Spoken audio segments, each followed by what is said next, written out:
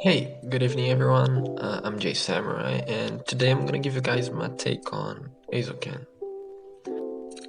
This video will be divided in two parts. I'll start talking about the anime, and I'll talk a little bit about the characters, and after that, I'll just talk about the creative process portrayed on Eizouken, which is practically the main reason why I'm doing this video. So, yeah.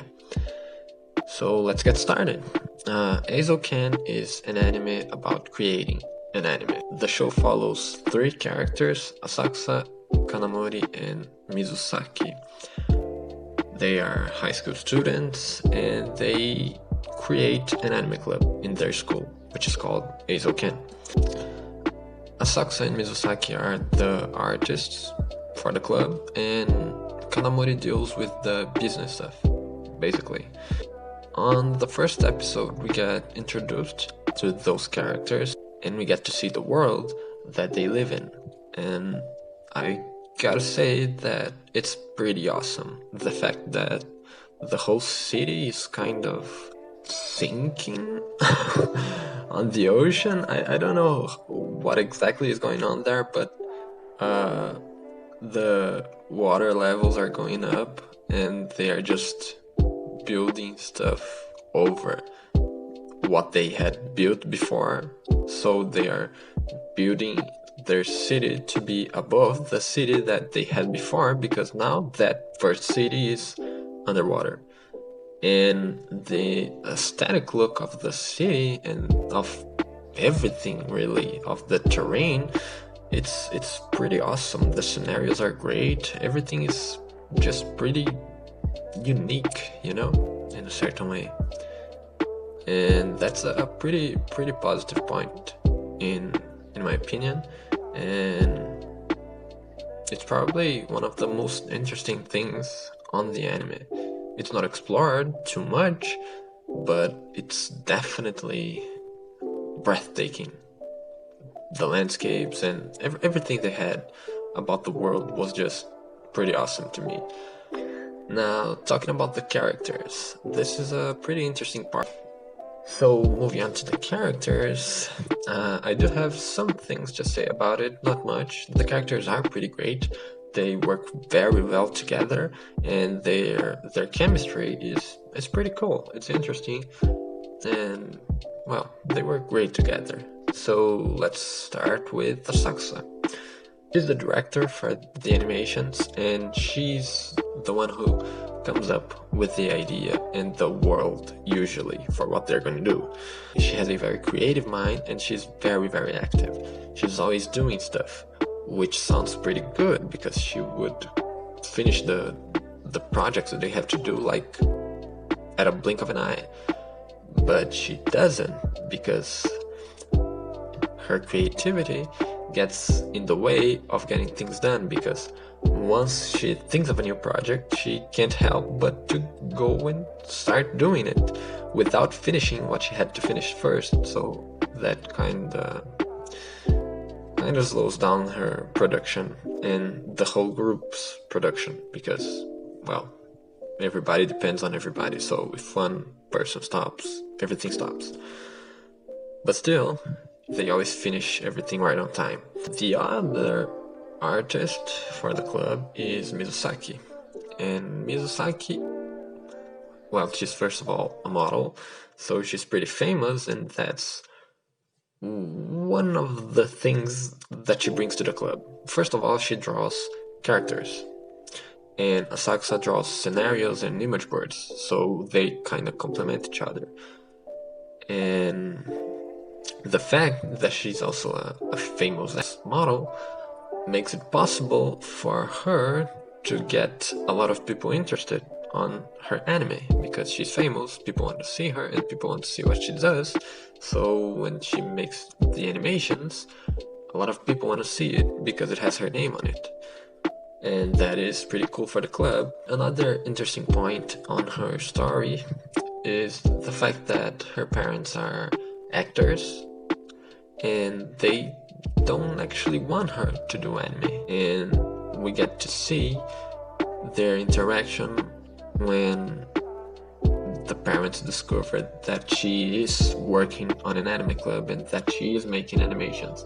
And that's a pretty good interaction. It's pretty nice to see her side of the story and her parents' side of the story, and well, I think they did a pretty good job there. Also, before going to Kanamori, there's one more thing about Mizusaki that I would like to say, and it's the fact that she likes to draw everything on paper, and she doesn't like to use the digital things to draw because she likes to do things her way, and that also slows down the production of the club because the club is only 3 characters and one of them does not work with animation, so Mizusaki and Asakusa have to do everything. And if one of them slows down, everything slows down and they might lose their deadline. It never happens, so it's good, but yeah, there's a reason for it not happening, and it's not because they are awesome. That reason is Kanamori. Kanamori is a pretty interesting character. She is the one who does not work with animation, she does not animate, she does not work with sound, she doesn't do anything regarding the creation of the animations. But she has probably the most important job in the club, because without her, the projects would never get done, because the other characters do not know how to work with time, and they are always late, so Kanamori always has to, get them to work faster so that they can deliver everything right on time, and she does a pretty good job at that. If it wasn't for her, they would not deliver, they would not finish, and if they did not deliver their projects on their deadlines, their club would be shut down. So Kanamori is pretty much the reason why the club wasn't shut down. So she is a big deal on the club. Pretty much the most important character on my point of view. But of course, I might be wrong. And, well, Kanamori is also always trying to monetize everything she does, and I can kind of relate to that. And I can understand that, because it's like the adult's world, and it's pretty cool that, we get to see that on the animation, on the anime, on Eizouken. It's pretty cool to see something like that, because when we are kids, we are like Mizusaki and Asakusa, and we want to follow our dreams and do anything we want, pretty much. But when we grow up, we see Kanamori's side of the story, and we learn that, yeah, you can follow your dreams, but you need money to do so.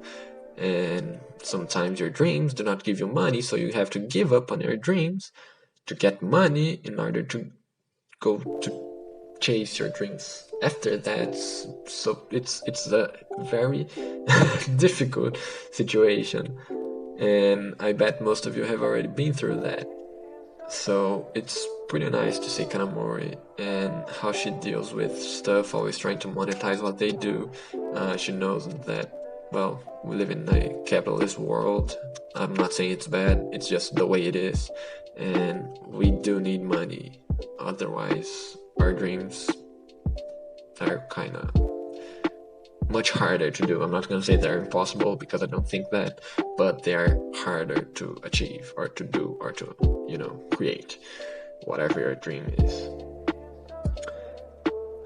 And well, that's all on Kanamori. Now let's move on to the creative process, which is the end of the video, because that's it. It's the last thing I'm going to talk about, the creative process, and it's the most important thing that I'm going to talk about, and I think everybody should listen to it and everybody should pay attention to it.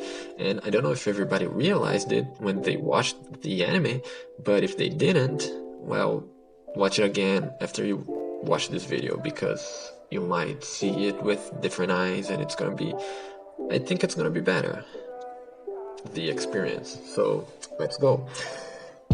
On the first episode, we have a scene that shows very well what I'm talking about, and it is the scene in which Asakusa and Mizusaki create that helicopter that is shaped like a dragonfly. You know, the flying machine that looks like a dragonfly that they build. Not like they don't really build it, but they create it on a piece of paper.